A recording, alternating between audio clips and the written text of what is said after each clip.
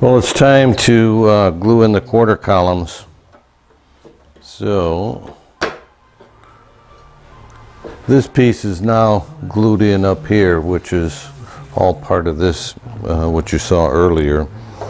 And then down here, we've got the base, which I, turned at the same time and cut off. And then this is the quarter column. I cleaned it up a little bit, and it just fits in there, like so. Needs a little bit of persuading to fit this corner over here. We'll put some clamps on it and then glue it into place. Well, I'm working on the Lopers here, or lid supports, and I got a couple of pieces of maple here I decided to use for the long runners on it, and then a couple of pieces of cherry from the batch that we've been using up front here. And I've got way more than I need up front, but I'll cut that off later.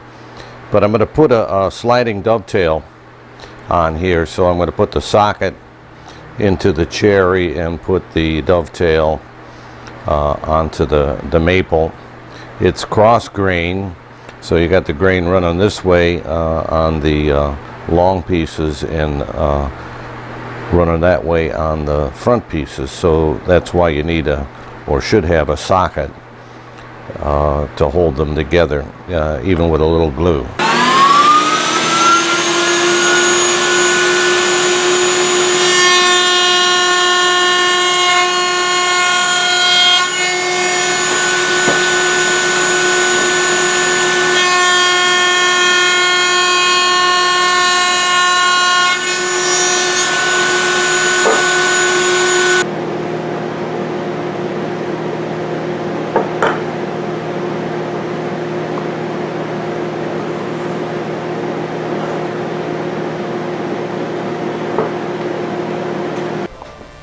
Well, I got the pieces dovetailed now, and I put a little round over, it's 3/16 of an inch round over on the corners. It needs to be cleaned up, obviously. It's got burn marks, but I did that with the router. So now we'll just put a little glue on these.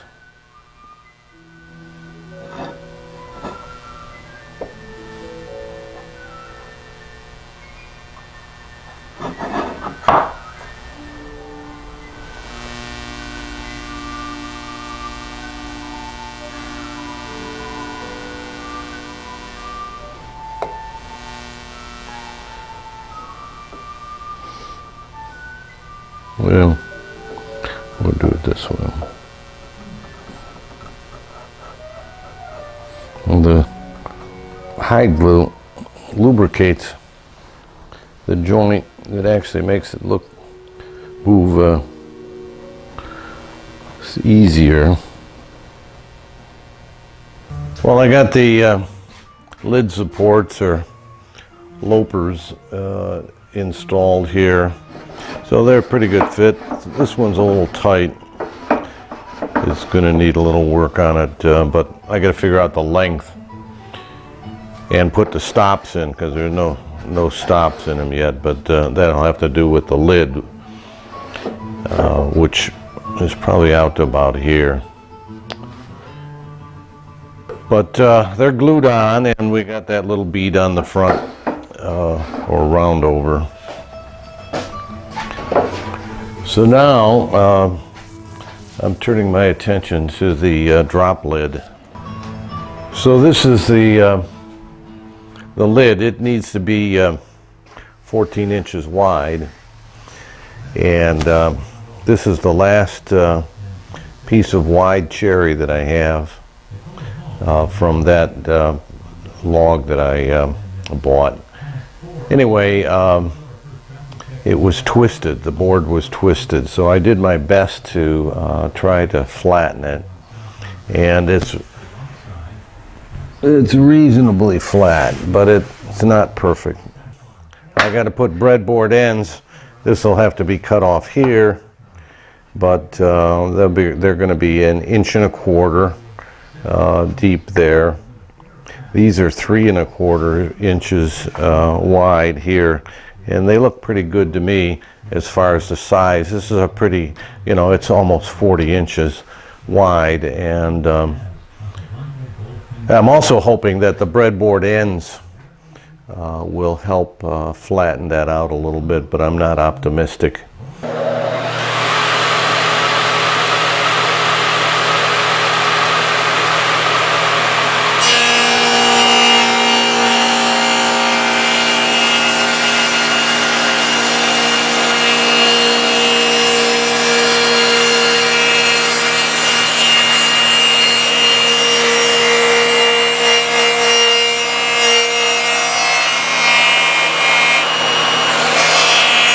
So I'm cutting out the tenons here on the lid, and I had, of course, made the whole tenon with the radial arm saw, which, you know, you had a clip of.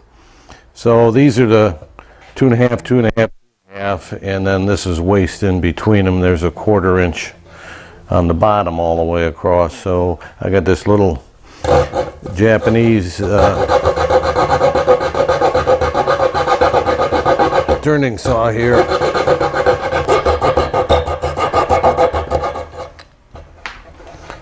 I'll pair that off with the chisel later.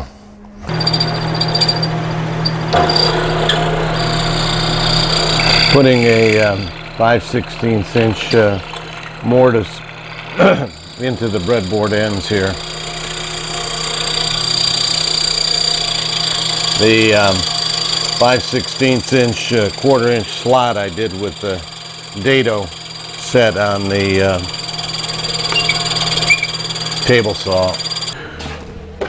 Well, I got the tenons cleaned up here on the end of the lid, and I did that with the hand plane here.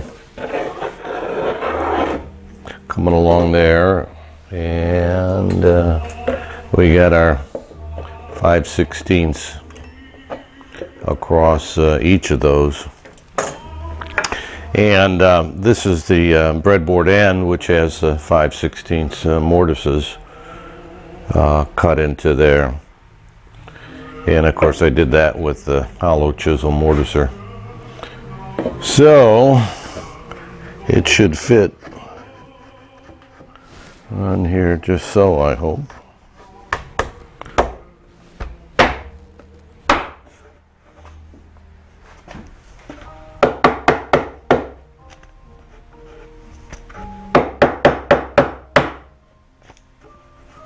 There it is. Well, it's time to fit the lid to the chest now, or desk, and this is a practice piece of breadboard end that I had made earlier, and so I'm using it to check the depth. So what we've got on this side is a dado all along this edge, 3/8 of an inch wide, and this one is just under a 1/2 inch deep across the top and the side, and it fits in there like so on there.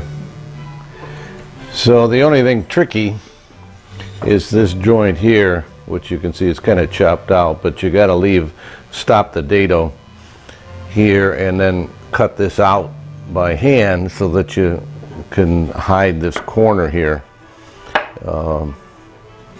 on the side, so there's not a gap in there. There's other ways of doing it. You can glue a block onto the front here to hide that, but I prefer to put it on the side of the lid. This is the part of the stop dado here that needs to be chopped out, and I'm using my saws here to set a line for where the material needs to be removed.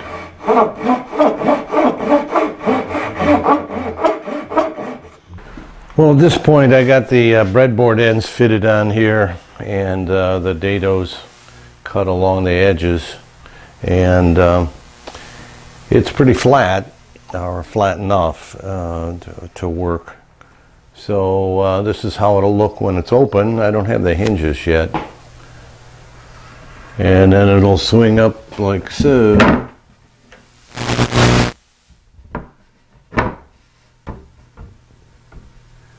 To about there. And that's how it'll look closed. Although I don't have the round overs and fillet on the edges yet. And of course I still have to put the pegs into the breadboard ends to hold them on. So we've got that to do yet.